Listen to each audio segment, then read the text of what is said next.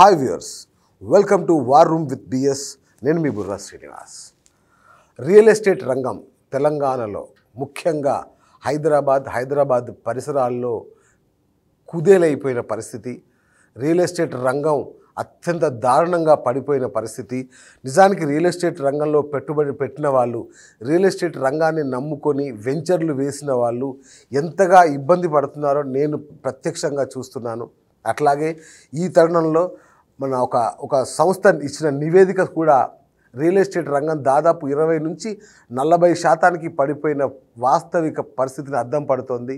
మరి ఈ నేపథ్యంలో అసలు మన యొక్క తెలంగాణ రియల్ ఎస్టేట్ రంగ పరిస్థితి ఏంటి అనే విషయం మీద ఇవాళ మనం డిస్కస్ చేయబోతున్నాం. ఇందుకోసం సీనియర్ జర్నలిస్ట్ ఇమ్మంది రామారావు గారు ఉన్నారు, అట్లాగే శ్రీనివాస్ గారు ఉన్నారు, అట్లాగే నరేందర్ ఉన్నారు. సో వీళ్ళందరూ మన రియల్ ఎస్టేట్ రంగానికి చెందిన వాళ్ళు. వీళ్ళని అడిగి అసలు అక్కడ పరిస్థితి ఎలా ఉంది తెలుసుకునే ప్రయత్నం చేద్దాం. సో అట్లాగే ఇప్పుడు మనతో జాయిన్ అవుతున్నారు జక్కుల మల్లేష్ యాదవ్ గారు, రియల్ ఎస్టేట్ రంగంలో సీనియర్, అలాగే జేఎం గ్రూప్ ఆఫ్ కంపెనీస్. మనం ఇప్పుడు చర్చిస్తున్నాము రియల్ ఎస్టేట్ రంగం ఎంతగా ఒడిదుడుకులోనైంది ఈ 4 నెలల్లో. అంటే కేసీఆర్ ప్రభుత్వం వెళ్ళిపోయిన తర్వాత, కాంగ్రెస్ ప్రభుత్వం ఏర్పడిన తర్వాత ఎట్లా ఉంది సిచ్యువేషను, రియల్ ఎస్టేట్ ఏ స్థాయిలో పడిపోయింది అనేది ఈరోజు మన చర్చాంశం.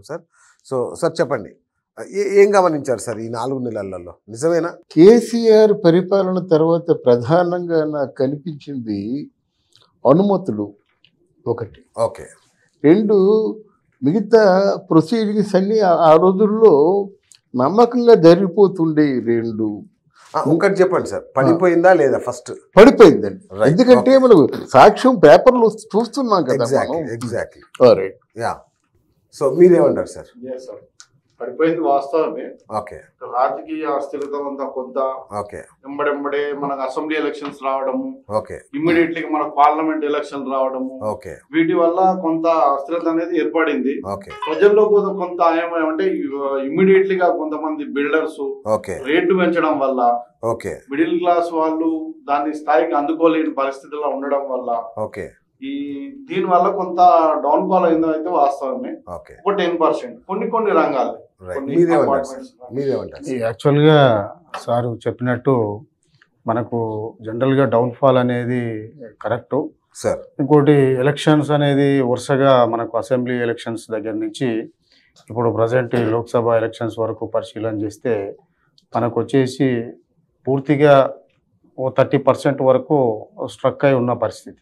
Okay, right. అయితే ఇప్పుడు నా దగ్గర నైట్ ఫ్రాంక్ ఇండియా అనే సంస్థ నివేదిక ఉంది. ఒకసారి మీకోసం కొన్ని పాయింట్స్ చెప్తాను.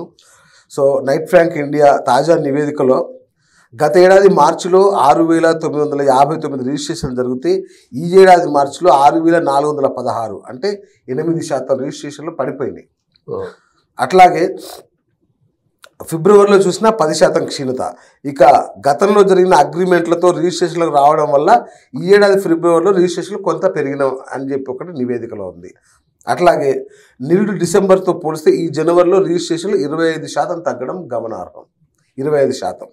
అట్లాగే ఈ ఏడాది మార్చిలో 25 లక్షల రూపాయల రిజిస్ట్రేషన్లు 18% నుంచి 14%కి, అలాగే 25 నుంచి 50 లక్షల రూపాయల రిజిస్ట్రేషన్ల వాటా 53% నుంచి 45%కి పతనమైంది. ఇక 500 నుంచి 1000 చదరపు అడుగుల్లోని నివాసాలకు డిమాండ్ గతంలో 17% ఉంటే ఇప్పుడు 13%గా ఉంది. ఈ పరిణామం మిడిల్ క్లాస్ కస్టమర్లు మార్కెట్లు దూరమయ్యాయని చెప్పకనే చెప్తుంది. ఇది నివేదిక సారాంశం. రైట్. దీనికి కారణం ఏమంటారు సార్? ఎందుకు డౌన్ఫాల్ అనేది ఇంత స్పష్టంగా? అంటే నిజానికి ఈ నివేదిక చెప్తున్న దానికంటే కూడా పరిస్థితి చాలా దారుణంగా ఉంది బయట.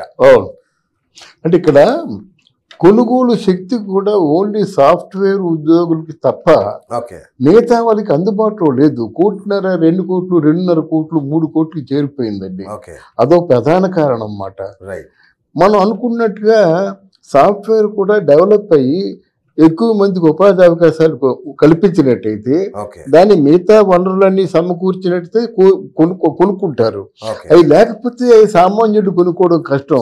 సామాన్యుడు 50 లక్షలు తక్కువలో ఉంటే కొంటాడు, మహా కష్టం అయితే ఎక్స్చేంజ్ చేసి 75 లక్షలు. ఇది పరిస్థితి మాట. ఈ వనరులన్నీ కొంచెం దూరం అయ్యేసరికి ముఖ్యంగా ఎలక్షన్స్ జరగడం ఒకటి, అందుబాటులో ఉన్న ప్రభుత్వం 10 సంవత్సరాలు మనకు అనుకూలంగా ఉన్న ప్రభుత్వం ఎప్పుడైతే దూరం అయిందో మనం ఏం చేస్తాం చెప్పండి? బ్యాంకు నుంచి వడ్డీ మన ఇంట్రెస్ట్ తీసుకోవాలి, ఇంకెవరి చేత ఏదో పని చేయించుకోవాలి, వాళ్ళు పూర్తిగా అండర్స్టాండింగ్తో ఉంటారు. మరి పని చేయించుకోవాలంటే అనుమతులు కావాలి, మున్సిపాలిటీ నుంచి, ఎక్కడి నుంచి, కార్పొరేషన్ నుంచి, ఎక్కడి నుంచి కావాలి, ఏవి మనకు అందుబాటులో ఉన్నమాట అండి. ఇప్పుడు ఈ గవర్నమెంట్ కానీ స్టేబుల్గా ఉన్నట్టయితే మన ప్లాన్ కొంత ఉంటుంది, వాళ్ళు రియల్ ఎస్టేట్ రంగాన్ని డెవలప్ చేయాలనే ప్లాన్ కొంత ఉంటుంది. ఆ ప్లాన్ కేసీఆర్కి ఉండేది. ఎందుకంటే అది పూర్తిగా తెలంగాణలో అడుగు పెట్టేసరికి అంతా ఒక బ్లాంక్గా ఉండేది మాట. అలాంటిది ఇన్ఫ్రాస్ట్రక్చర్ ఇక్కడ ఇది ఉండాలి, ఇక్కడ ఇది ఉండాలి అని చెప్పేసి ప్లాన్ చేసుకొని తాను నాటిన మొక్కని తను పెంచి వృక్షం చేసుకున్నాడు కేసీఆర్. ఇప్పుడు మళ్ళీ అలాంటి వాళ్ళు కావాలన్నమాట. ఈ రంగం డెవలప్ అవ్వాలి, ఒక సాఫ్ట్వేర్ డెవలప్ అవ్వాలి, ఇంకేదో డెవలప్ అవ్వాలి, కరెంట్ బాగా ఉండాలి, నీరు బాగా ఉండాలి. ఏది రాత్రి 1 గంట కరెంట్ తీస్తారు మళ్ళీ చెప్తున్నమాట. అది కొంచెం చికాగ్గా ఉంటుంది అన్నమాట. అందువల్ల మరి కొంచెం టేబుల్నెస్ ఒకటి రావాలండి. కొనుగోలు శక్తి జనాల్లో తగ్గింది అంటే కొనుగోలు శక్తి పెరగాలంటే ఎంప్లాయ్మెంట్ కూడా కొంత రావాలండి. సాఫ్ట్వేర్ విపరీతంగా ఉండి మీ వీళ్ళు అనుకున్నటువంటి ఫ్లాట్స్కి కోట్లు అంటే నెలకి 1,50,000 2 లక్షల రూపాయలు ఉన్న వాళ్ళు మాత్రమే 1,50,000 ఫ్లాట్ కొనగలరు. అంత జీతాలతో మనకి ఇంకా రాలేదు. ఇక డెవలప్ అవునేమో తెలియదు కానీ మనకి అంత జీతాలతో రావటం లేదు అన్నమాట. ఈ కారణం. తర్వాత ఏంటంటే ముఖ్యంగా ఈ రాజకీయ అనిశ్చితి ఒకటి మన ప్రధానంగా చోటు చేసుకుంటుందండి. స్టేబుల్గా ఉండాలి. ఇది నా భరోసా, నేను పెంచుతున్నాను హైదరాబాద్ని, మీరందరూ రండి, సంపద సృష్టించండి అని చెప్పినప్పుడు వస్తారు. కానీ ఇంతవరకు ఏం ఉంటుందో ఓడుదో అనేటువంటి పరిస్థితుల్లో మన ప్రభుత్వం ఉన్నప్పుడు ఎవరు సాహసం చేయలేరు. కరెక్ట్. మల్లేష్ గారు మీరు చెప్పండి సార్. అంటే సార్ చెప్తున్నారు రాజకీయ అనిశ్చితి ఒక కారణం, ఈ ప్రభుత్వం ఉంటుందో ఉండదు అనే ఒక రకమైన అపనమ్మకం. ఇదేనా నిజానికి కారణం? ఇదేనా ఇంకేమైనా ఉందా? అంటే ఇప్పుడు కొత్తగా ఏర్పడిన ప్రభుత్వం రియల్ ఎస్టేట్ సంబంధించి ఎలాంటి పాలసీలు చేయలేదు అనేది ఒక కొత్త గందరగోళానికి కారణం ఏందని కూడా ఒక మాట నేను వింటున్నాను. మీరేమంటారు? ముఖ్యంగా మీరు లిస్ట్లో ఉన్నట్టున్నారు రియల్ ఎస్టేట్ రంగంలో, మీ పరిస్థితి ఎట్లా ఉంది? జనరల్గా సార్ అన్నట్టు మన గవర్నమెంట్ మార్పు అనేది ఊహించని పరిణామం. అది ఆకస్మికంగా జరిగిన తర్వాత కూడా మీరు ఇంతకుముందే కొన్ని చెప్పారు రిజిస్ట్రేషన్లు, అలాగే కొంత తగ్గుదల వాస్తవమే, కానీ ఇది పూర్తిగా అయిపోయినట్లయితే మనకు కనిపించట్లేదు. ఇంకోటి ప్రజెంట్ మనం హైదరాబాదు పరిస్థితి ఆలోచించినట్లయితే హైదరాబాద్ అనేది మనకు ఇంటర్నేషనల్ వైడ్గా ఐడెంటిటీ ఉన్నటువంటి సిటీ. తర్వాత ఇండియాలో నెంబర్ 1 స్థానంలో దూసుకెళ్తుంది. తర్వాత ఎలాంటి గవర్నమెంట్ చేంజ్ అయినా కూడా ప్రభుత్వంతో ఇది ముడిపడి ఉండదనేది నా అభిప్రాయం. ఎందుకంటే హైదరాబాద్ డెవలప్మెంట్ ఇన్ఫ్రాస్ట్రక్చర్ అనేది ఆల్రెడీ ఆల్మోస్ట్ ఇప్పుడు ఇన్స్టెంట్గా క్రియేట్ అయింది కాదు. కాబట్టి దీన్ని ఏ గవర్నమెంట్ కూడా ఆపలేదు అనేది నా అభిప్రాయం. అంటే హైదరాబాద్ లోపల అంటున్నారా, లేదంటే తెలంగాణ మొత్తం అంటున్నారా? అంటే ఓన్లీ హైదరాబాద్ అనేది ఎవర్ గ్రీన్. ఇక తెలంగాణ అనేది ఏంటంటే కొంత రాజకీయ అనుబంధంగా అది కొనసాగే పరిస్థితి ఉంటుంది. అయితే శ్రీనివాస్ గారు మీరు చెప్పండి. అంటే హైదరాబాద్ సార్ ఓకే అంటున్నారు, ఇది ఏ రాజకీయ అనిశ్చితికి సంబంధం లేకుండా పెరుగుతూనే ఉంటుంది, ఇట్స్ అ గ్లోబల్ సిటీ అనేది సార్ చెప్తున్నారు. నేనేం అడుగుతున్నానంటే హైదరాబాద్ చుట్టుపక్కల శివార్లలో నిజం చెప్పాలంటే మీరు అందరూ అంగీకరించాల్సిందే స్తంభించిపోయింది. రియల్ ఎస్టేట్ స్తంభించిపోయింది ఒక రకంగా. పెట్టుబడులు కావచ్చు, నిర్మాణ రంగం కావచ్చు, ఏది కూడా అసలు ముందుకు అడుగేయట్లా. ఏం నిజమేనా కాదా? కొంతవరకు నిజమే కానీ పూర్తిగా నిజమైతే కాదు. ఇండియా వైజ్ గా చూస్తే Telangana best. Okay. India wise గా చూస్తే ఇండియాలో ఒక్కొక్క ప్లేస్ లో 30%, 20%, అయితే తెలంగాణలో 10 to 15% వరకే ఉంటది, కానీ అంత అయితే కాదు. అయితే స్తంభించడం అయితే నిజమే. ఎందుకంటే రాజకీయ ఒక ప్రభుత్వాలు మారినప్పుడు ఇది సహజం ఎక్కడైనా. అంటే ఇప్పుడు ఎప్పుడైనా ఏ ప్రభుత్వం అయినా మారి ఇంకో కొత్త ప్రభుత్వం వచ్చినప్పుడు వీళ్ళు మళ్ళీ సెట్ అయిపోయే లోపల వీళ్ళు ఇచ్చే పర్మిషన్స్ కానీ, ఇప్పుడు దీనికి సంబంధించిన మనకు కన్స్ట్రక్షన్ సంబంధించిన ఇసుక దొరకడం కానీ, దాని ముడి సరుకు ఇనుము కానీ ఇలాంటివి దొరకడానికి కొద్దిగా టైం పడుతుంది. దీని ఒక సెట్ అయ్యే వరకు కొంత టైం అనేది పడుతుంది. కాబట్టి 2-3 నెలల తెలంగాణ మాత్రం సెట్ అవుతుందని నేను అనుకుంటాను. ఓకే, అంటే ఆగస్టు వరకు అనుకోవచ్చా? ఖచ్చితంగా మళ్ళీ పుంజుకుంటుంది, ఇదైతే గ్యారంటీ. ఓకే, తెలంగాణకు అయితే రియల్ ఎస్టేట్ పరంగా దీనికి డోకా లేదు, ఓకే, ఖచ్చితంగా పుంజుకుంటుంది. కొంతవరకు పార్లమెంట్ తర్వాత కొంచెం పుంజుకునే అవకాశం అయితే ఖచ్చితంగా. రైట్, ఇప్పుడు స్తంభించింది అంటున్నా కానీ ఇక ముందుకు వెళ్ళదు అనట్లా. హైదరాబాద్ అభివృద్ధిని ఎవరు ఆపలేరు, ఇది తాత్కాలికం. ఎగ్జాక్ట్లీ. సార్ మీరు చెప్పండి, అంటే ఇప్పుడు 111 జీవో ఉంది సార్, ఒక ఉదాహరణకు తీసుకుందాం. దాదాపు 58 గ్రామాలు ఆ 111 జీవో మీద డిపెండ్ అయి ఉన్న గ్రామాలు. కేసీఆర్ గారు 111 జీవోకి సంబంధించి ఒకటి ఆ మధ్య ఎత్తేస్తున్నామని ప్రకటించారు. కానీ 4 నెలలు అయింది కొత్త ప్రభుత్వం వచ్చి, ఇంతవరకు దానికి సంబంధించి ఎలాంటి క్లారిటీ ఇవ్వకపోసరికి అక్కడ కేసీఆర్ ప్రకటించగానే దాదాపు 50 నుంచి 100% రేట్లు పెరిగినాయి. అవును, ఇప్పుడు ఆ పాత రేట్లకు అమ్ముదామన్నా ఎవరు కొనట్లా. అవును, ఇప్పుడు దాని పరిస్థితి ఏంటి అసలు? అంటే మళ్ళీ అది దాన్ని మళ్ళీ సవరించాలండి, ఒకటి ప్రధానమైన విషయం. రెండోది రియల్ ఎస్టేట్ లో ఉన్నది కనిపించని కొన్ని విషయాలు చెప్తాను. ఓకే, వీళ్ళకి విపరీతమైన ఖర్చులు ఉంటాయండి. షోయిష్గా ఆఫీస్ ఉండాలి, అందులో అందరూ కార్లు వేసుకొని తిరగాలి, కోట్లు వేసుకోవాలి. వాళ్ళకి ఎవరికైనా పెళ్లికి అయినట్టయితే హనీమూన్ పంపించాలి. ఇన్సెంటివ్స్ ఎక్కువ. ఒకడున్నారనుకోండి ఫ్లాట్ కానీ అమ్మినట్టయితే వీళ్ళు పెద్ద మిగలదండి, అమ్మిన వాడికి మంచి లాభం. ఓకే, వాడు ఇంచుమించు 25% తీసుకుంటాడు, 10 to 25%. నేను శ్రీమిత్రలో పనిచేశాను. 10 to 25. వాళ్ళు పెళ్లి అయితే హనీమూన్ సూటు, ఫ్యామిలీ ఒక టూరు, అంటే విపరీతంగా ఖర్చులు అయిపోతాయి ఏజెంట్లకి. ప్రమోషన్స్ కూడా ఎలా ఉంటాయి చేసినండి, మనకి ఎప్పుడో 2 సంవత్సరాలకో 3 సంవత్సరాలకో ప్రమోషన్స్. వీళ్ళలా కాదు, 4 ఫ్లాట్లు అమ్మినట్టయితే ప్రమోషన్, ఇంకో 2 ఫ్లాట్లు జనరల్ మేనేజర్, ఇలాగా అంటే ప్రమోషన్స్ మాట. నేను డైరెక్టర్ అయిపోయాను అప్పుడు ఆ రోజుల్లో ఫ్లాట్లు అమ్మి. అంటే వార్తలో పనిచేసేవాడిని, పిలిస్తే పనికేవారు, అది సాధ్యమైంది కాదు. అంటే వీరికి ఏదో ఆదాయం వస్తున్నట్టు కనిపిస్తుంది కానీ ఆదాయం రాదు, మెయింటెనెన్స్ కష్టంగా ఉంటుందండి, అదొక ప్రాబ్లం. మీరు చెప్పినట్టుగా విదేశీ అంటే మనకి ఉన్నటువంటి, ఇందాకే మాట్లాడాను అమెరికా వాళ్ళతో, కొంచెం అక్కడ ఉన్నటువంటి అంతకుముందున్న జోష్ తగ్గింది. వాళ్ళు తగ్గించుకుంటున్నారు.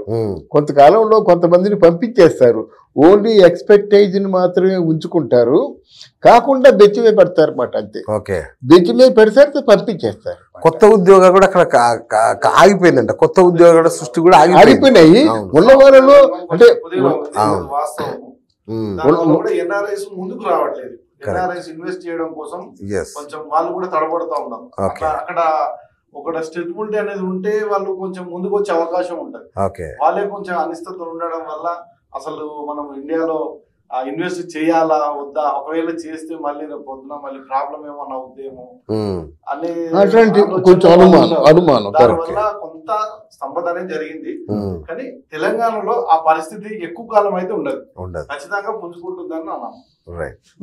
జనరల్ గా మనకు విదేశీ పెట్టుబడులు అనేది హైదరాబాద్ లో ఖచ్చితంగా మనకు ఒక 60% వాళ్ళే ఎక్కువ ఇన్వెస్ట్మెంట్స్ ఉంటాయి. మనం ఒక గల్ఫ్ దేశాలను కనుక ఆలోచించినట్లయితే వాళ్ళకు ఎన్ని సంవత్సరాలు అక్కడ వర్క్ చేసినా కూడా వాళ్ళకు సిటిజన్షిప్ అనేది లేదు. కాబట్టి వాడు ఖచ్చితంగా వాళ్ళ ఇన్వెస్ట్మెంట్ అనేది తెలుగు రాష్ట్రాలు అయితే ఖచ్చితంగా అది ఫస్ట్ ప్లేస్ లో హైదరాబాద్ ఉంటుంది. హైదరాబాద్ లో ఇంకా outer ring road or residential area అంటే ఆల్మోస్ట్ డిమాండ్ ఉన్న ప్లేస్లు. కాబట్టి ఇప్పుడు మనకు టోటల్గా ఓవరాల్గా ఏంటంటే 20 నుంచి 30 వేలు గజం ధర ఉన్న వాటికి నో డౌట్ డిమాండ్ ఉన్నది, కొనసాగుతున్నాయి అవి. కాకుంటే సార్ వాళ్ళు అన్నట్లు మనకు ఆల్రెడీ పెరిగి గతంలో బాగా సాచురేషన్ ఉన్నటువంటి ఏరియాలు అనేది స్తబ్దంగా ఉన్నాయి. నిజానికి సార్ మీరు అన్న దాంట్లో ఇట్లా రేటు తగ్గినప్పుడు సామాన్యుడికి ఊరట దొరకాలి. యాక్చువల్గా రేటు తగ్గినప్పుడు సామాన్యుడు టక్కున కొనేసుకుంటే ఒక పని అయిపోతుంది. కానీ మీ రియల్ ఎస్టేట్ రంగంలోని కొందరు ఒక సిండికేట్ లాగా మారి అసలు రేట్లు ఏమాత్రం తగ్గకుండా చూసుకుంటారని విన్నాను, నిజమేనా? అది ఏమాత్రం వాస్తవం కాదు సార్. ఎందుకంటే అది సాధ్యపడదండి, అది సాధ్యపడదు. అవకాశం కూడా ఉండదు సార్. ఎగ్జాక్ట్లీ ఇది పాయింట్ యాక్చువల్గా పెరిగిపోయింది, ఏం తగ్గడానికి ఉండదు, తగ్గించే అవకాశం లేదు. కొంతకాలం స్తమ్మత ఉంటుంది కానీ తగ్గించే అవకాశం ఉండదు. అప్పుడు మిడిల్ క్లాస్ వాళ్ళు ఏంది ఇలాంటి పరిస్థితుల్లో ఇంత ఇన్వెస్ట్మెంట్ చేసే స్థితిలో వాళ్ళు లేరు. వాళ్ళు సేఫ్ గా సెక్యూర్డ్ కోసం చూస్తారు. ముందు ల్యాండ్స్ కొందామా ఇల్లు కొందామా అనే పరిస్థితి తర్వాత ముందు మనం సెక్యూర్డ్ గా ఉండాలి. ముందు చేతులు ఉన్న డబ్బులన్నీ మనం ఇన్వెస్ట్ చేసినాం అనుకో, రేపు పొద్దున ఏదైనా పరిస్థితి ఉద్యోగాలు ఉంటాయో ఉడతాయో అని తెలియని పరిస్థితి. సాఫ్ట్వేర్ కూడా ఇప్పుడు చాలా మటుకు విదేశాలలో సాఫ్ట్వేర్ ఎంతో మంది జాబ్స్ పోతున్నాయి సార్. వాళ్ళందరూ మళ్ళీ రిటర్న్ వస్తున్నారు. ఇక్కడ ఉన్న వాళ్ళు కూడా ఎప్పుడు అప్డేట్స్ అవుతున్నారు. ఉన్న సాఫ్ట్వేర్స్ కూడా మేము అడిగితే సార్ మేము అప్పటి నుంచి జాబ్ చేస్తున్నాం కానీ ఎప్పుడు ప్రతిరోజు అప్డేట్ కావాలి, లేకపోతే మా ఉద్యోగాలు కూడా ఉండే పరిస్థితి లేదు సార్ అని చెప్తున్నారు. ఒక చిన్న అండర్స్టాండింగ్ అండి, రియల్ ఎస్టేట్ లో సిండికేట్ గా ఉన్న ఎవరి అమ్మకం వారిది, అది కాదనిలే ఒకటి. తర్వాత ఫ్లాట్లు, ఇప్పుడు 10 ఫ్లాట్లు నేను బుక్ చేశానండి, నాకు ఫ్లాట్ ఇస్తారు. అప్పుడు ఇప్పుడు 2 కూడా ఇవ్వచ్చు, వాళ్ళు అండర్స్టాండింగ్ ఇవ్వచ్చు, ఇవ్వకపోవచ్చు. ఇప్పుడు ఎగ్గొడతారులేండి, ఇవ్వచ్చు అంటాను నేను. అయితే ఇంకో ప్రధానమైన కారణం తమ దృష్టి తీసుకొస్తున్నాను. ఏమిటంటే ఇప్పుడు అమెరికాలో కూడా రియల్ ఎస్టేట్ స్టార్ట్ అయింది. అది మన ఇండియన్సే చేశారు. ఇక్కడ కారు కొనడం ఎంత కష్టమో అక్కడ కారు కొనడం అంత తేలిక. అలాగే ఇక్కడ ఇల్లు కొనడం ఎంత కష్టమో అక్కడ ఇల్లు ఈజీగా అమ్మేస్తున్నారు. ఆ బిజినెస్ చేసే వాళ్ళు కూడా మన వాళ్ళే, తెలుగు వాళ్ళు. బ్రహ్మాండమైన లాభాలు. వాళ్ళకి ఏం కాదు కదండి, ఇల్లు ఎంతెంత వస్తుంది ఒక్కొక్కరికి సంపాదిస్తున్నారు అనమాట.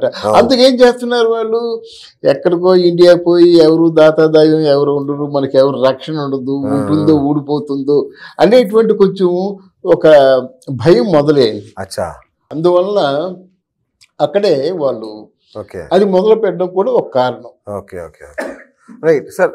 దాదాపు అంటే నాకున్న అంటే నేను చేసిన సర్వేలో మన హైదరాబాద్ చుట్టుపక్కల దాదాపు 1,00,000 అపార్ట్మెంట్లు ఖాళీగా ఉన్నాయన్నమాట విన్నాను. ఇది చాలా ఎక్కువగా ఉన్నది. మన నోట్ల రద్దు కావచ్చు, తర్వాత కరోనా దగ్గర నుంచి ఖచ్చితంగా ఎక్కువగా కన్స్ట్రక్షన్ మీద డిపెండ్ అయి ఉన్నది మన హైదరాబాద్ మార్కెట్. ఎందుకంటే ఆంధ్రాలో గవర్నమెంట్ కావచ్చు, తెలంగాణ ఇంతకుముందు మనం విన్నట్టు వరుసగా 10 years ఒక సెక్యూర్ పాలన ఉన్నదన్న ఉద్దేశంతో, తర్వాత వెస్ట్ జోన్లో ఉన్నటువంటి మనకు సాఫ్ట్వేర్ రంగం డెవలప్మెంట్ ఇవన్నీ చూసి కన్స్ట్రక్షన్లో చాలామంది పెట్టుబడి ఒకేసారి అనుకోకుండా 40% దీంట్లో రావడం జరిగింది. అది ఒకేసారి ఎగ్జాస్ట్ కావడం వల్ల మీరు అన్నట్టు ఆ ఎస్ఎఫ్టీ రేట్ అనేది తగ్గిపోయింది. ఎందుకంటే ఒక 400 గజాల ప్లాట్ ఉన్న ప్రతి ఒక్కరికి ఏంటంటే మనం దాని మీద కన్స్ట్రక్షన్ చేస్తే మామూలుగా ప్లాట్ అమ్మిన దానికంటే రెట్టింపు సంపాదించవచ్చు అనేది ఆలోచన వచ్చింది. ఎప్పుడైతే అందరికీ అదే ఆలోచన వచ్చి అదే విధంగా ప్రయత్నం చేసిండ్రు, మీరు అన్నట్టు అది స్ట్రక్ అయిన పరిస్థితి. ఈ వరుసగా ఎలక్షన్స్ కావచ్చు, తర్వాత సాఫ్ట్వేర్ రంగం కొన్ని మనం బయట దేశాల్లో కుదేలైన పరిస్థితులలో దాంట్లో ఈ కన్స్ట్రక్షన్ అనేది మనకు స్లో ఉన్న పరిస్థితి. సో శ్రీనివాస్ గారు మీరు చెప్పండి, మీరేమనుకుంటున్నారు? అంటే ఈ రియల్ ఎస్టేట్ రంగం ఈ దుస్థితికి కారణం ఏంటి? ఈ 4 నెలల కాలంలో రియల్ ఎస్టేట్ పడిపోవడానికి అసలైన రీజన్స్ ఏమంటారు? ఫస్ట్ కారణం ఏంటంటే ఎలక్షన్ కంటే ముందు కొంత కన్ఫ్యూజన్లు ఉంటారు కస్టమర్స్. ఎవరైనా ఎలక్షన్ స్టార్ట్ కావడానికంటే మనకు డిసెంబర్లో ఉంటే అక్టోబర్ నవంబర్ నుంచే కొంత స్తంభత అనేది ఏర్పడేది. అంటే ప్రభుత్వాలు ఒకవేళ మారితే పరిస్థితి రియల్ ఎస్టేట్ ఎలా ఉంటుందో, కేసీఆర్ గారు ఉన్నంత కాలం బ్రహ్మాండంగా జరుగుతుంది. రేపు పొద్దున ఒకవేళ ప్రభుత్వాలు మారితే వచ్చే వాళ్ళు ఎలా ఉంటుందో అనే స్తంభత అనేది కొంత ఉంటుంది కస్టమర్లలో. దానివల్ల కొంత తగ్గుద్ది. అందులో మనీ ట్రాన్సాక్షన్స్ అని అవన్నీ ఇవన్నీ ఉండడం వల్ల కొంత ఎలక్షన్ మూమెంట్లో తగ్గుద్ది. తర్వాత ప్రభుత్వం ఏర్పడింది, ప్రభుత్వం మారిన తర్వాత ఈ ప్రభుత్వం ఎలా అంటే రియల్ ఎస్టేట్ను ఎలా వీళ్ళు హ్యాండిల్ చేయగలుగుతారు, దీనికి సంబంధించిన ముడి సరుకులు ఇసుక కానీ ఇనుము కానీ దానికి సంబంధించిన కంకర అంటే మెటీరియల్ కరెక్ట్ వేళ అంటే కరెక్ట్ టైం సప్లై చేయగలుగుతారా లేదా, పర్మిషన్స్ కొంత టైం పడుతుంది. అంటే మొత్తం మారిన తర్వాత కొంత టైం పడుతుంది. ఈ లోపల ఈ మళ్ళీ పార్లమెంట్ ఎలక్షన్స్ ఒకటి దీనివల్ల ఒక 4-5 నెలల నుంచి స్తంభత అనేది ఏర్పడింది. ఆటోమేటిక్ గా ఇండియా వైజ్ గా కూడా ఒక 20-30% ఉంటే తెలంగాణలో ఒక 10-15% అనేది కొంచెం తగ్గింది వాస్తవమే. ఇంకోటి ఏంటంటే ఎన్ఆర్ఐస్ కూడా కొంతమంది ఇప్పుడు సాఫ్ట్వేర్స్ ఉన్నారు, అక్కడ నుంచి ఒక 30% వాళ్ళకు ఉద్యోగాల వల్ల కొంత ప్రాబ్లమ్స్ వచ్చి కొంతమంది రిటర్న్ వస్తున్నారు. మీకు తెలుసు మాది ఎన్ఆర్ఐ బీస్ ఎక్కువ ఉంటుంది. మేము సింగపూర్ కానీ మలేషియా, మేము దుబాయ్లో వెళ్ళి మేము ఎక్స్పోజ్ పెడుతుంటాం, మేము మాకు సేల్స్ ఉంటాయి. వాళ్ళు కూడా ఇప్పుడు ఇండియాలో ఉన్న పరిస్థితులు ఈ రాజకీయ అనిశ్చితి వల్ల అసలు పెట్టానా వద్దా అనే దాంట్లో కొంత వాళ్ళు కొంచెం ఆగి ఉన్నారు, వెనుక ముందు ఉన్నారు వాళ్ళు. ఈ పరిస్థితి అనేది ఖచ్చితంగా మనకు ఇంకో 2-3 నెలల్లో తొలగిపోతుంది. ఖచ్చితంగా తెలంగాణలో అనేది రియల్ ఎస్టేట్ బ్రహ్మాండంగానే ఉంటుంది. బయట వాడడానికి మీరు చూస్తే ఉంటుంది. కానీ ఇప్పుడు మనకి ఇప్పుడు గవర్నమెంట్ స్టెప్స్ తీసుకోవాలి తొందరగా ఫాస్ట్ గా. నిర్మాణ రంగానికి కావాల్సిన అనుమతులు కానీ మెటీరియల్ సప్లైస్ కానీ ఇలాంటివి తొందరలో చేస్తే ఖచ్చితంగా మళ్ళీ పుంజుకుంటుంది, మళ్ళీ బ్రహ్మాండంగా ఉంటుంది. రైట్. రామారావు గారు, ఎలక్షన్ల ముందు కేటీఆర్ గారు ఒక స్టేట్మెంట్ ఇచ్చారు. ఒకవేళ కాంగ్రెస్ ప్రభుత్వం కనుక ఏర్పడితే రియల్ ఎస్టేట్ పరిస్థితి చాలా దారుణంగా ఉంటుంది, పడిపోతుంది అని ఆయన ఎలక్షన్ల ముందు ఒక స్టేట్మెంట్ ఇచ్చారు. సో ఇప్పుడు సరిగ్గా అదే జరిగింది అనుకోవచ్చు. అదే జరుగుతుంది, ఇప్పుడు అదే జరుగుతుంది. ఇంకొక ముఖ్యమైన విషయం మీకు చెప్తాను నేను. ఈ రియల్ ఎస్టేట్ రంగంలో అర్జెన్సీ ఎలా ఉంటుందంటే, suppose it is 100 feet road అనుకోండి, ఒకలా ఉంటుంది. 30-40 feet రోడ్ అనుకోండి, ఒకలా ఉంటుంది. ఎందుకంటే ఎవరైనా సొంత డబ్బులతో కొనరు, ఏదో 10 లక్షలు 15 లక్షలు 50 లక్షలతో 1.5 అప్పు చేసుకుంటారు. మీరు బ్యాంకు లోన్ ఇవ్వాలంటే ఈ రోజు మీకు మినిమం 40 feet రోడ్ ఉండాలి టెక్నికల్ గా, లేకపోతే ఎవరు. ఎక్కడో సందుల్లో మంచి ఏరియా పక్కన అమ్మవారి గుడి ఉందంటే ఎవరు. తర్వాత ఇక్కడ ఏం చేస్తున్నారంటే రియల్ ఎస్టేట్ అంటే ఒక చిన్న జిగ్జాగ్. అంటే ఇప్పుడు మీరు ఒక ఈనాడు పత్రికకి పబ్లిసిటీ ఇవ్వాలంటే ఫుల్ పేజీ 35 లక్షలు అండి. అంటే నెలకి వారానికి 35 లక్షలు అంటే 4 నెలలకి ఎంత అవుతుంది చూడండి. పోనీ అర పేజీ వేస్తే 20 లక్షలు 80 లక్షలు అవుతుంది. అంటే దీని మీద అడ్వర్టైజ్మెంట్స్కి ఏమో నేను ఒక 10 కోట్లు ఖర్చు పెట్టానంటే, నీ 10 కోట్లు ఖర్చు పెడతావు, నేనెందుకు భరించాలి దాన్ని అనే ప్రశ్న కస్టమర్కి వస్తుంది. వారం పబ్లిసిటీ, పూలెక్కినట్టు ఏనుగెక్కినట్టు చిట్టెక్కినట్టు, ఇది నాది అని చెప్పేసి మీ ఇష్టం అది. అందువల్ల ఇట్లాంటి గొప్పలకు పోకుండా జెన్యూన్గా చేస్తే, కొన్ని సంస్థల పేరు చెప్పొద్దు, ఆ సంస్థ పేరు చెప్తే ముందుగా బుక్ చేసేసుకుంటారు, ఆ సంస్థ పేరు చెప్పుకుంటే. అలా మీ క్వాలిటీ పరంగా మీరు ముందుగా ఉంటే బాగుంటుంది, మీకు ఖచ్చితంగా డిమాండ్ ఉంటుంది. రెండోది ఏంటంటే ఇక్కడ మీకు మెటీరియల్ బాగా కాస్ట్ అయిపోయిందండి, ఇసుక దొరకటం లేదు. రెండోది ఐరన్ బాగా పెరిగిపోయిందండి. మూడోదేమో వుడ్ అండి బాగా పెరిగిపోయింది. వర్కర్స్ అండి బాగా పెరిగిపోయారండి. అలా ఇలా గంపెత్తి దించేస్తే డబ్బులు కావాలండి 1000 రూపాయలు. అలా ఉందండి పరిస్థితి. ఇట్లాంటి పెరిగిపోతున్న పరిస్థితుల్లో మీట్ అవ్వలేదన్నమాట. ఒక స్క్వేర్ ఫీట్ నేను హైదరాబాద్ వచ్చే కొత్తలోను 1500 రూపాయలు ఉందండి. ఇప్పుడు 9000 చిల్లర ఉందండి ఒక స్క్వేర్ ఫీట్. ఎక్కడ కొట్టాడండి, ఎక్కడ 1500? ఎంత డబ్బు ఉంటే మాత్రం 9000 చిల్లర ఎక్కడ, 1500 ఎక్కడ? 2000కి డీలక్స్ ఫ్లాట్స్ వచ్చాయి మీకు. ఎందుకండి మణికొండలో 25 లక్షలకు వచ్చేది ఇప్పుడు 60, 70, 75 ఎలాగవుతుందన్నమాట. ఈ కాస్ట్ పెరిగిపోతుంది, ఇది ఎవరికి కనబడటం లేదు. పొరపాటున బిల్డర్ ఏమైనా కాస్ట్ చేసినట్టు పంపించేసాబాబు. మరి మెటీరియల్ దొరకటం లేదు, ఇసుక దొరకటం లేదు. మీ తర్వాత దానికి ఏదైనా ప్రభుత్వ పరంగా కొంత సహాయం ఉంటే తప్ప ఇది అసాధ్యం అండి. నేను ఖచ్చితంగా చెప్తున్నాను, ప్రభుత్వ పరంగా సంపదను సృష్టించాలి.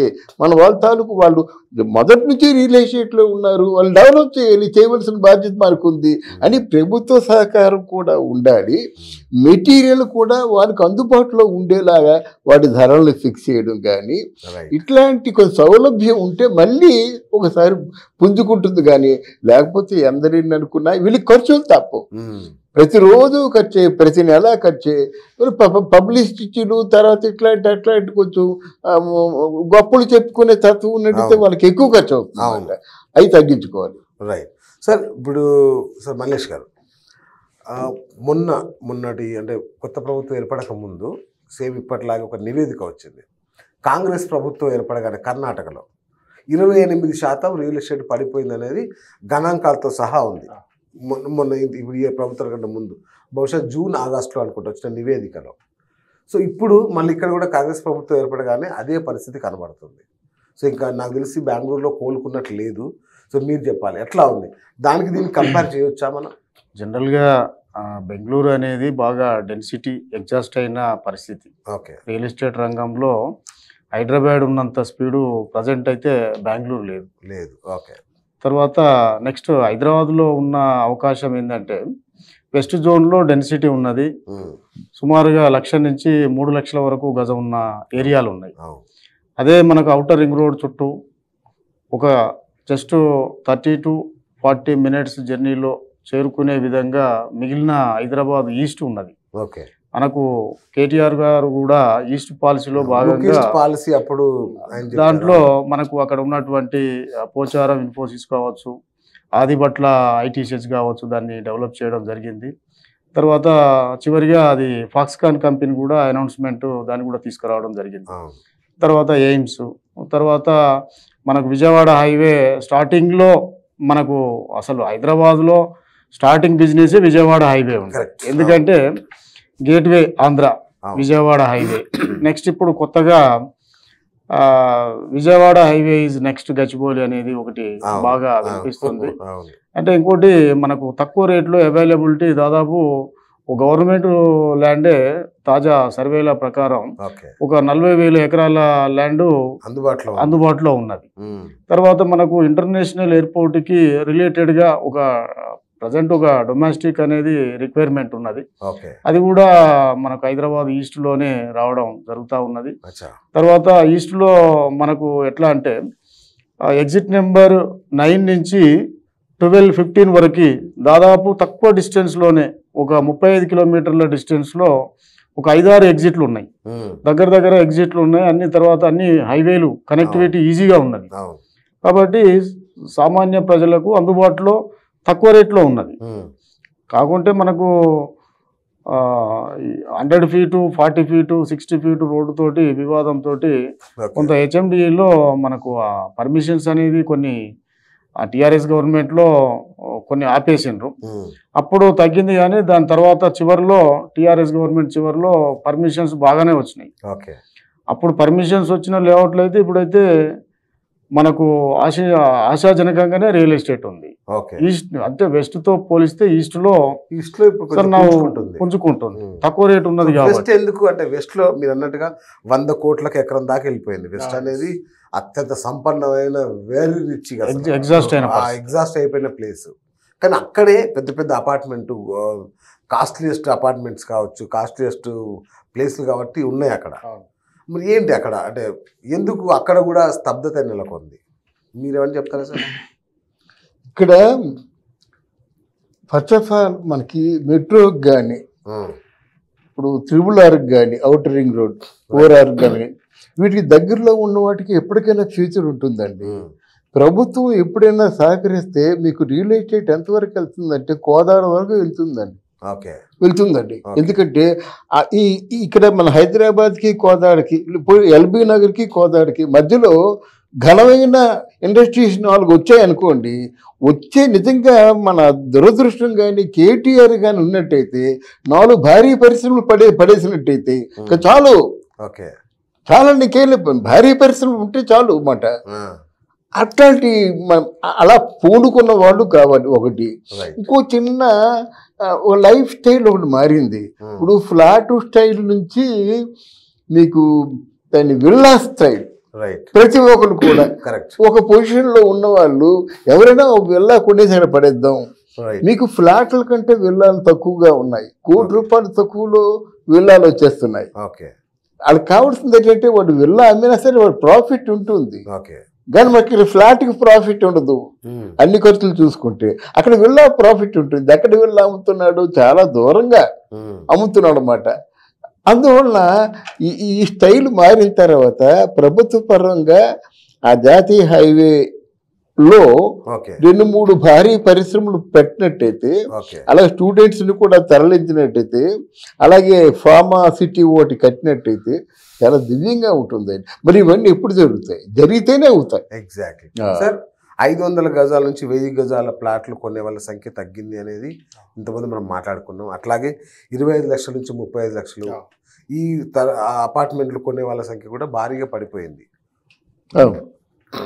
దీనికి ఏంటి రీజన్, కారణం ఏమైంది అంటున్నారు? ఇప్పుడు దీనికి ప్రజెంట్ ఏంటంటే ఒకటి స్ట్రక్ కావడానికి కారణం అయితే ఎలక్షన్ మూమెంట్లో మనకు మనీ ట్రాన్సాక్షన్స్ ఉన్నాయి కాబట్టి అది ఒక కారణం అనుకోవచ్చు. క్యాష్ ఫ్లో అనేది వరుసగా తెలంగాణ ఎలక్షన్స్ దగ్గర నుంచి మనకు ఈ 1 year నుంచి మనకు ఈ ఎలక్షన్స్ అంటే నడుస్తూ ఉన్నది. ఆఫ్టర్ ఎలక్షన్స్ అనేది ఇప్పటికంటే బెటర్గా ఖచ్చితంగా ఉంటుంది. ఎందుకంటే అందరూ ఇన్వెస్ట్మెంట్ను ఆపే పరిస్థితి ఉండదు కదా. ప్రతి ఒక్కరు ఇప్పుడు ఫర్ ఎగ్జాంపుల్ ఒక హైదరాబాద్లో సుమారుగా ఒక సర్వే ప్రకారం 5 లక్షల కుటుంబాలు రియల్ ఎస్టేట్ మీద డైరెక్ట్ ఇండైరెక్ట్ గా డిపెండ్ అయి ఉన్నాయి. 5 లక్షల కుటుంబాలు. ఇప్పుడు ప్రతి ఇంట్లో చూడండి, వాళ్ళు ఏ జాబ్ అన్నా చేయనియండి, ఖచ్చితంగా వాళ్ళకు ఒకరికి ఒక రియల్టర్ ఉంటాడు. కాబట్టి అంత అవేర్నెస్ వచ్చింది. సోషల్ మీడియా ప్రభావం కావచ్చు, తర్వాత ఎలక్ట్రానిక్ ప్రింట్ మీడియా కావచ్చు, దీని మీద ప్లాట్ కొంటున్న ప్రతి ఒక్కరికి కూడా అవగాహన కొరకు తెలుసుకుంటున్నారు. దాన్ని రియల్ ఎస్టేట్కి అప్లై చేస్తున్నారు. ఇప్పుడు రామారావు గారు కూడా వేరే ఫీల్డ్ నుంచి, మనం శ్రీమిత్ర నుంచి అక్కడ నేను కూడా కొంత అక్కడ రియల్ ఎస్టేట్లో డబ్బులు చూశానని చెప్పారు. కాబట్టి ఖచ్చితంగా ఏ ఫీల్డ్ ఉన్న వాళ్ళైనా కూడా ఇమీడియట్గా టర్న్ అయ్యే ఫీల్డ్ రియల్ ఎస్టేట్. ఎక్కువ లాభాలు చూసేది కూడా రియల్ ఎస్టేట్లో అంతే. టేక్ ఆఫ్ పొజిషన్స్ అలానే ఉంటాయి, డౌన్ ఫాల్స్ కూడా అదే విధంగా మనం తెలియకుండా పోతే దాంట్లోనే ఉండే పరిస్థితి ఉంటుంది. సార్ శ్రీనివాస్ గారు ఒకటి చెప్పండి సార్. ఇంతకుముందు నాకు ఒక సీనియర్ జర్నలిస్ట్ అలాగే రియల్ ఎస్టేట్లో పండిపోయిన ఒక మిత్రుడు, అంటే ఇక్కడ రాలేకపోయాడు, ఆయన చెప్పాడు నాకు, రియల్ ఎస్టేట్ నమ్ముకొని ఉన్న వాళ్ళ పరిస్థితి చాలా దయనీయంగా ఉంది. గత 6-5 నెలలుగా ఎలాంటి సేల్స్ లేక కంపెనీలు కూడా కుదేలయ్యే పరిస్థితి, అసలు కోలుకుంటాయా లేదా అనే స్థాయిలో చాలా కంపెనీలు ఉన్నాయి. ఇది నిజమేనా సార్? వాస్తవమే.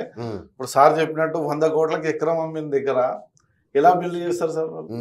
ఇప్పుడు మధ్యతరగతి, ఇప్పుడు 80% పాపులేషన్ మధ్యతరగతి, పేద మధ్యతరగతి వాళ్ళే ఉన్నారు కదా సార్. సో పొద్దున ఇన్వెస్ట్మెంట్ చేయాలంటే ఎక్కడి నుంచి చేయగలుగుతారు సార్? అంతంత ఇప్పుడు 100 కోట్లు ఎకరం పెట్టి కొన్న దగ్గర నీకు 50 లక్షలకు 60 లక్షలకు అపార్ట్మెంట్ ఇస్తాడా సార్? పరిస్థితి లేదా, కొనే పరిస్థితి లేనప్పుడు దీని మీద ఆధారపడిన చాలా మంది ఇప్పుడు రియల్ ఎస్టేట్ నమ్ముకొని ఉన్న వీళ్ళు మార్కెటర్స్ ఉన్నారు సార్, వాళ్ళ పరిస్థితి దయనీయంగా చాలా దారుణం. ఎందుకంటే చాలా ఇప్పుడు మీరు చెప్పినట్టు ఇందాక మీరు అన్నారు కొన్ని వేల అపార్ట్మెంట్స్ ఖాళీగా ఉన్నాయి, లక్షల అపార్ట్మెంట్లు కన్స్ట్రక్షన్ అయ్యి రెడీగా ఉన్నాయి సార్. అవి కొనే పరిస్థితి లేదు. అది లేనప్పుడు మార్కెటర్ ఏం చేస్తాడు సార్? దాన్ని నమ్ముకొని ఉన్నారు. అలాంటి వాళ్ళు చాలా దయనీయ పరిస్థితిలో ఉన్నారు. వాస్తవం అది. కరోనా తర్వాత యాక్చువల్గా మిడిల్ క్లాస్ బాగా చితికిపోయినారు సార్. చిన్న చిన్న వ్యాపారస్తులు కానీ చిన్న ఉద్యోగాలు చేసుకునే వాళ్ళు ఇంతింత లక్షల్లో పెట్టుబడి పెట్టే పరిస్థితులలో ఇప్పుడే కొద్దిగా తీరుకుంటున్న పరిస్థితిలో వాళ్ళకు మెల్లెలో గుడ్డిలాగా కొద్దిగా ఫామ్ ల్యాండ్స్ మీద కొంచెం ఇన్వెస్ట్మెంట్ చేయగలుగుతున్నారు సార్. దానివల్ల కొంత వాళ్ళు ఇన్వెస్ట్మెంట్ చేసుకునే పరిస్థితికి ఇప్పుడిప్పుడే ఎదుగుతున్నారు. కాబట్టి ఈ పెద్ద పెద్ద అపార్ట్మెంట్స్ కానీ విల్లాస్ కానీ ఇంకా అంటే అగ్రికల్చర్ వేరే అగ్రికల్చర్ ల్యాండ్స్ కానీ తీసుకునే పరిస్థితులలో లేరు.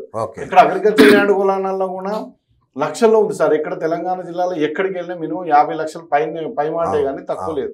ఇలాంటి పరిస్థితులలో మిడిల్ క్లాస్ వాళ్ళు ఇన్వెస్ట్ చేసే పరిస్థితిలో లేరు. కాబట్టి మార్కెటర్స్ కూడా కొంత సందిగ్ధతల, అంటే వాళ్ళు కూడా ఒక దయనీయ పరిస్థితిలో, కొంతమంది అయితే మళ్ళీ దీన్ని వదిలేసి ఉద్యోగాలు చేసుకునే పరిస్థితిలో కూడా కొంతమంది తయారయ్యారు. సార్ మీరు చెప్పాలి, మీరు కరెక్ట్గా చెప్పగలరు అనుకుంటున్నా. యాదాద్రి భువనగిరి అంటే యాదగిరి గుట్ట బేస్ మీద బోల్డ్ అంత బిజినెస్ జరిగింది. యాదగిరి గుట్ట ప్రారంభోత్సవం నాటికి అసలు ఇది ఒక అద్భుతం జరగబోతుంది, ఇట్స్ రియల్ బూమ్ అనేలాగా దాన్ని క్రియేట్ చేసి రేట్లు భారీగా పెంచేశారు. చాలా నాకు తెలిసి గజం 12,000, 15,000, 20,000 దాకా పోయిన పరిస్థితి చూశాను నేను. ఈరోజు 5 ఏళ్ల క్రితం నాటి రేటు కూడా అమ్ముకోలేని పరిస్థితి ఉంది అన్నది నాకు వచ్చిన టాక్. నిజమేనా? 100% రియల్ సార్. యాదాద్రి డెవలప్మెంట్స్ 11,000 కోట్ల డెవలప్మెంట్స్ అని సుమారుగా 6 గ్రామాలు YTDA పరిధిలోకి వచ్చాయి.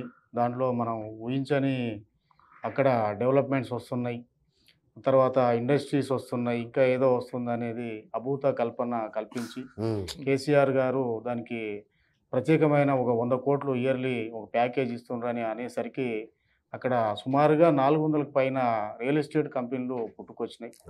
అక్కడ జనగం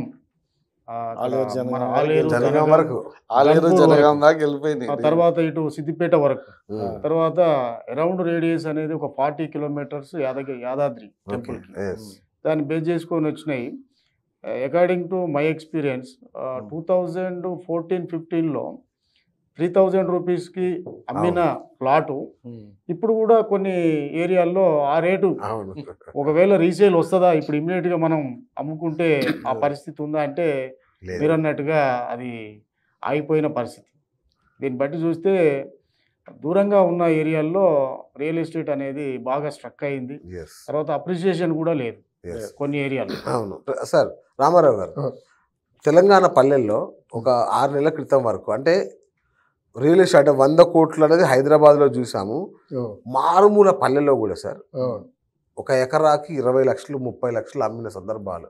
అంటే సిటీకి ఇక్కడ నుంచి 150-200 కిలోమీటర్ల దూరంలో కూడా మినిమం 10 లక్షల నుంచి 20-30 లక్షల ఎకరం అమ్మిన ఒక దాన్ని ఏమంటారు ఒక అద్భుతమైన సిచ్యువేషన్ చూసాం మనం. ఇప్పుడు ఏమైంది? మొత్తంగా ఆగిపోయిన పరిస్థితి. ఇక అసలు యాక్చువల్గా అంటే రేటు తగ్గలేదు సార్. కార్డు వాల్యూ పెరిగింది, వనరులు పెరిగినాయి, అంటే కల్టివేషన్ స్కోప్ పెరిగింది. కాబట్టి ఖచ్చితంగా రేట్లు అనేది మామూలుగా 10 లక్షలు ఉన్న రేటు 50 లక్షలకు వచ్చింది.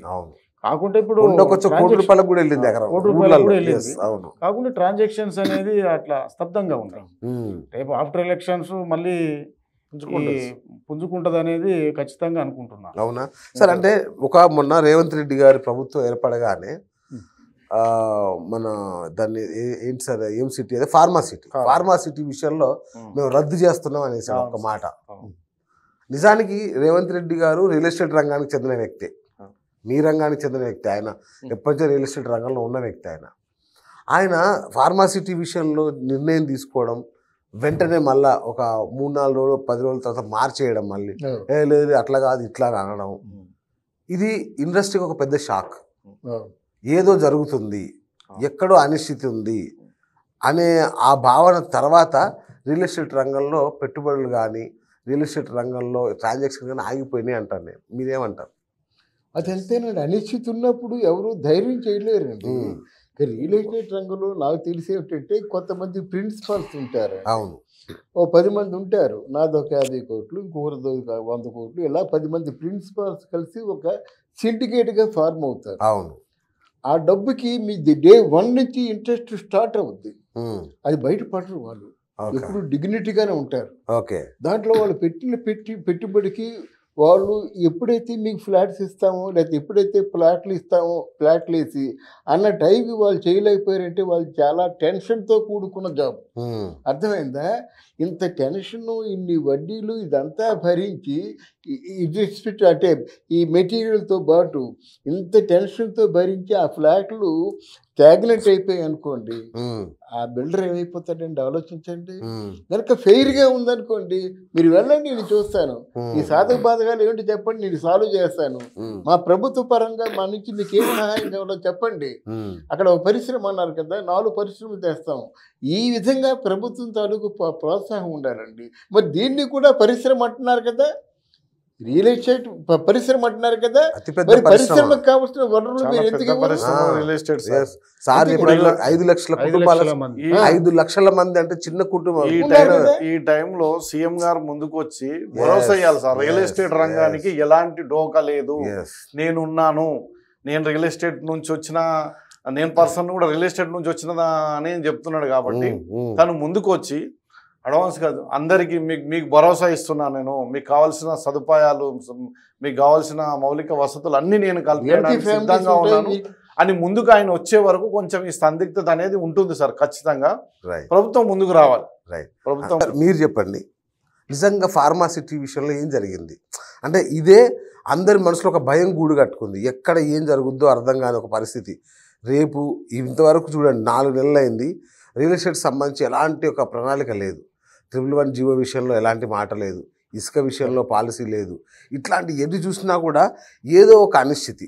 అసలు ఈ ఎలక్షన్ల తర్వాత మనం చూస్తున్నాం, ప్రభుత్వం పడిపోద్ది అని ప్రతిపక్షాలు చెప్పడం, నన్ను ఎవడన్నా పడగొడితే వాడు లాగులో తొండలు దొరకొడతా అని ఈయన తిట్టడం, ఇవన్నీ చూస్తుంటే ఈ ఈ మొన్న జరిగిన అది చూస్తే మీకేమనిపిస్తుంది? నిజంగా సార్ ఇది 111 జీవో వల్ల చాలా పెద్ద ల్యాండ్ బ్యాంక్ అనేది పెరిగేది. ఎస్, మనం రీసెంట్గా చూసినట్లయితే ఒక 32 ఎకరాల్లో కన్స్ట్రక్షన్ను డిస్మెంటల్ చేయడం జరిగింది. అవును. కాబట్టి 111 జీవోలో స్ట్రిక్ట్లీ ఎవరు కూడా కన్స్ట్రక్షన్ చేయొద్దు, అది ఇల్లీగల్ యాక్టివిటీ కింద వస్తుంది. కాబట్టి అది 111 జీవో అనేది పూర్తిగా ఆగిపోవడం జరిగింది. తర్వాత అదేవిధంగా ఫార్మా సిటీ అనేది యాక్చువల్గా ఫార్మా గురించి ఆలోచిస్తే హైదరాబాద్ అనేది ఇండియాలోనే bulk drug capital of India Hyderabad. ఎన్నో రకరకాల ఫార్మా ఇండస్ట్రీస్ హైదరాబాదు నుంచి రన్ అవుతున్నాయి.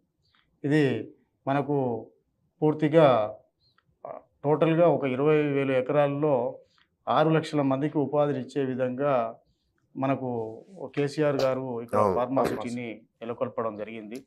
దాన్ని డిజైన్ చేస్తున్న క్రమంలో అది మళ్ళా గవర్నమెంట్ చేంజ్ అయ్యి మన కాంగ్రెస్ ప్రభుత్వం రావడం, వచ్చిన వెంటనే దాన్ని రేవంత్ రెడ్డి గారు ఈ ఫార్మా సిటీ గురించి ఏదో మాట్లాడడం.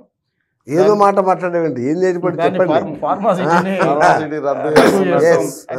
మహబూబ్ నగర్ జిల్లా అతనికి ఉన్న ఒపీనియన్ కొంతమంది బాసుల టిఆర్ఎస్ బాసుల చేతిలో ఆ ఫార్మా సిటీకి దగ్గరలో ఉన్న ల్యాండ్స్ అన్ని వాళ్ళ చేతుల్లోకి వెళ్ళిపోయినాయి. దాన్ని వాళ్ళని ఎలాగైనా ఏదో ఒక వైబ్రేషన్గా గురి చేయాలన్న ఉద్దేశంతో ఆ మాట్లాడడం జరిగింది.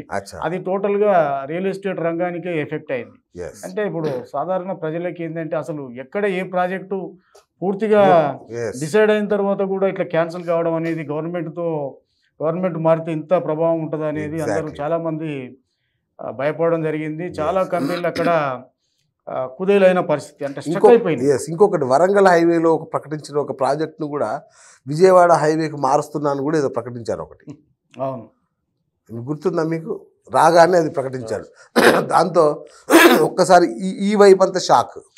ఇండస్ట్రీస్ అనేది అది మారుస్తానని ప్రకటించారు. కాకుండా అప్పటికే ఆల్రెడీ మనకు విజయవాడ హైవేలో అయితే గ్రీన్ ఇండస్ట్రియల్ పార్క్ అనేది సుమారుగా 2,000 ఎకరాల్లో ఉన్నది. అది ఎక్స్టెన్షన్ కూడా 6,000 ఎకరాల వరకు కాబోతున్నది. Very good.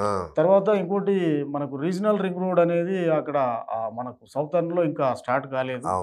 దాన్ని రేవంత్ రెడ్డి గారు తొందరగా స్టార్ట్ చేస్తా అని మళ్ళీ చెప్పడం జరిగింది. దాంతో కొంత ఎంత ఉన్నప్పటికీ ఈ ఎలక్షన్స్ వల్ల ఎలాంటి నిర్ణయం తీసుకోలేకపోతా ఉన్నాడు.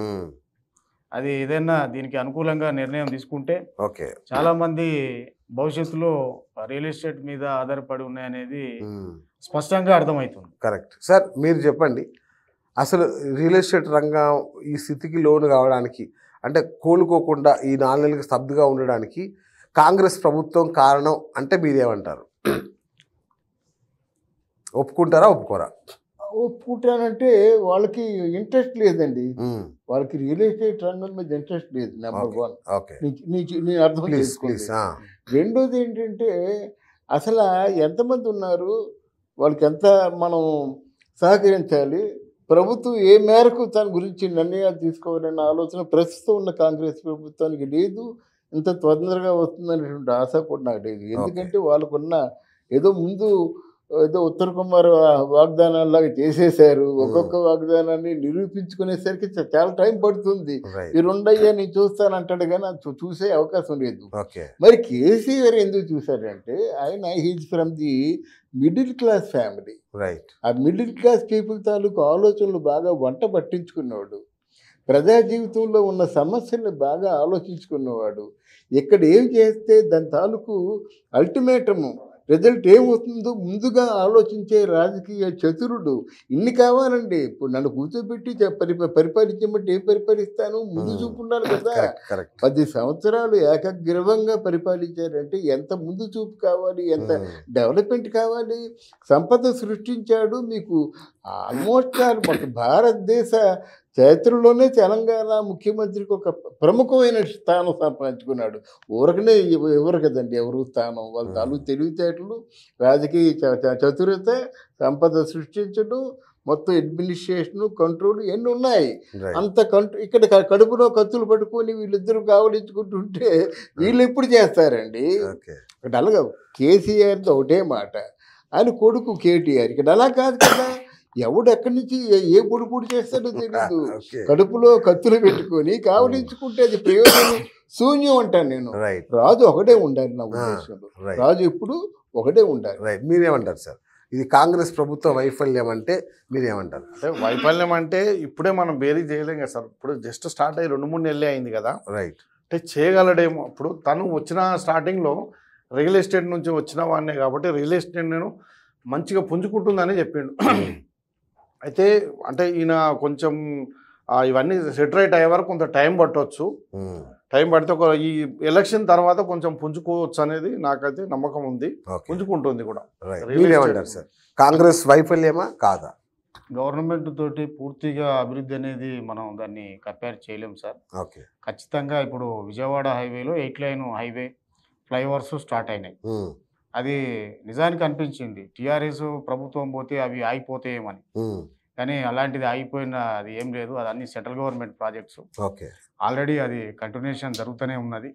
కాబట్టి దాన్ని గవర్నమెంట్ ఏంటంటే కొనసాగించే చర్యలను చేయాలి. ఏదో ఆ ప్రభుత్వం చేసిందని దాన్ని ఆపేస్తే ప్రజలకు ఇబ్బంది జరిగే అవకాశం ఉంటుంది. ఇప్పుడు రేవంత్ రెడ్డి గారికి ఇంకా అవకాశం పూర్తిగా రాలేదు. ఆఫ్టర్ ఎలక్షన్స్ అనేది తను తీసుకునే నిర్ణయాలను బట్టి రియల్ ఎస్టేట్ అనేది ఇంకా ఏ విధంగా ఉండబోతుంది అనేది. అంటే ఈ ప్రభుత్వం ఉంటుందా ఉండదా ఆఫ్టర్ ఎలక్షన్ అనేది కూడా ఒకటి నడుస్తుంది. ఆగస్టు సంక్షోభం అనేది ఒకటి తరుముకుంటూ వస్తుంది. ఆగస్టు సంక్షోభం వస్తుంది, పడిపోతుంది ప్రభుత్వం అనేది గట్టిగా ప్రతి ఒక్కరు, ఈవెన్ కేసీఆర్ గారి నోట్లో వింటున్నాం. అటు లక్ష్మణ్ బీజేపీ లక్ష్మణ్ గారు అదే మాట్లాడుతున్నారు. కూడా పలుకొని మాట్లాడుతున్నారు అందరూ. అది రాజకీయ విశ్లేషకులే చెప్పాలి సార్, రియల్ ఎస్టేట్ అట్లయితే సార్ చెప్పాలి. రాజకీయ విశ్లేషకులే చెప్పాలి. అది రియల్ ఎస్టేట్ ఆగస్టులో ప్రభుత్వం కూలిపోతుందా? ఈ మాట ప్రత్యర్థులు అనుకుంటే ఏదోలే అనుకుంటామండి. కానీ వాళ్ళ పార్టీ వాళ్ళు అనుకుంటే ఏం చెప్తాను నేను? అవునా? అంతే కదా. లీకులు అందిస్తున్న వాళ్ళందరూ కోమటిరెడ్డి వెంకటరెడ్డి అని నేను పేపర్లో వచ్చింది. నేను నెక్స్ట్ సీఎం నేనే అని బేరసారాలు జరిగిపోతున్నాయి. ఎవరికి తోచు బట్టి ఒక అంత పని జరుగుతుందా అని ఆశ్చర్యపోతున్నాడు ఆయన. ఇలా రకరకాలుగా ఉన్నాయి. ఏది అయినప్పుడు కూడా రేవంత్ రెడ్డి నోరు తగ్గించుకొని పరిపాలన మీద దృష్టి పెట్టి అందరినీ కూడా అంటే ఏమంటారు అందరినీ కూడా ఒక కుటుంబంలో ఫాదర్ ఎలాగైతే కేర్ తీసుకుంటాడో, కుటుంబంలో ఉన్న సభ్యులు అందరినీ కూడా ఎలాగైతే వాళ్ళ తాలూకు ప్రోత్సహిస్తాడో అందరినీ కూడా అలా ప్రోత్సహించాలండి. తర్వాత ముఖ్యంగా ఏంటంటే లాస్ట్ పరిపాలకులు ఎలా చేశారు, నేను ఎలా చేస్తాననేటువంటి ఒక చెడ్డ మాట అనకూడదండి. నీ స్టైల్ నీది, ఆయన స్టైల్ అయింది. నీ స్టైల్లో చరిత్రలో నిలిచిపోయే పనులు ఏమి చేస్తావో చెప్పు. అంతే కదా సార్. చరిత్ర ఉంటుంది, మీరుండరు. చరిత్రలో లిఖించబడుతుంది అన్నమాట. ఈయన వచ్చాడు, ఇచ్చేసాడు అని చెప్పి. Right sir. శ్రీనివాస్ గారు ఫైనల్గా చెప్పండి, అసలు రియల్ ఎస్టేట్ రంగం ఎప్పుడు కోలుకుంటుంది? మీకేమైనా అంచనా ఉందా? కోలుకుంటుంది సార్, తప్పకుండా కోలుకుంటుంది. కోలుకోకుండా ఉండదు ఎప్పుడు. అంటే ఇంకా 2-3 నెలలు పడుతుంది సార్ కోలుకోవడానికి. 2-3 నెలలు పడుతుంది. ఈ ఎలక్షన్ తర్వాత ఖచ్చితంగా కోలుకుంటది. తెలంగాణ వరకు అయితే గ్యారంటీగా కోలుకుంటది. అలాంటి పరిస్థితి మళ్ళీ పూర్వ వైభవం మళ్ళీ వస్తుంది, తప్పకుండా వస్తుంది. కానీ కొద్దిగా టైం పట్టుద్ది. కానీ గవర్నమెంట్ కొన్ని నిర్ణయాలు స్ట్రిక్ట్ గా, అంటే కొన్ని నిర్ణయాలు తీసుకోవాలి. రియల్ ఎస్టేట్ కు సంబంధించిన కొన్ని పర్మిషన్స్ కానీ కొన్ని ఇమ్మీడియట్లీగా అయ్యేటువంటి పరిస్థితి కలిగితే తప్పకుండా పుంజుకుంటుంది. రైట్, మీరు చెప్పండి సార్, ఎప్పుడు పుంజుకుంటుంది, ఎంతవరకు కోలుకుంటుంది? రియల్ ఎస్టేట్ అనేది మనకు ఎప్పటికీ డెవలప్మెంట్ అవుతూ ఉండాలంటే రాజకీయ స్థిరత్వం అనేది కంపల్సరీ అవుతుంది. కాబట్టి ఇప్పుడు వస్తున్న వార్తలను బట్టి ఫస్ట్ ఆఫ్టర్ ఆగస్టు ఎలక్షన్స్ కూడా అయిపోతున్నాయి కదా, అది రాజకీయం స్థిరత్వం అనేది, ప్రభుత్వం అనేది స్థిరంగా ఉన్నట్లయితే వాళ్ళు కొన్ని పాలసీలు తీసుకుంటారు, నిర్ణయాలు తీసుకుంటారు. దానివల్ల అనేది గవర్నమెంట్ అనేది ఇంకా రియల్ ఎస్టేట్ అనేది ఖచ్చితంగా పెరుగుతుంది. అదే కేటీఆర్ గారు ఎలక్షన్ల ముందు ఏం చెప్పారంటే ప్రతి 6 నెలలకు ఒక సీఎం మారుతాడు కాంగ్రెస్లో. అంటే మన చరిత్రను చూసాం కదా, ప్రతి 6 నెలలు ఎక్సెప్ట్ వైఎస్ రాజశేఖర రెడ్డి హయాం తప్పితే కాంగ్రెస్ గవర్నమెంట్లు అంటేనే ఒక కప్పలు తక్కేలాగా ఉంటుంది వ్యవహారం. సో ఎప్పుడు అనిశ్చితి మీరు అది మనం ఈ 4 నెలల్లో ఎంతో చూసాం అనిశ్చితి అనేది.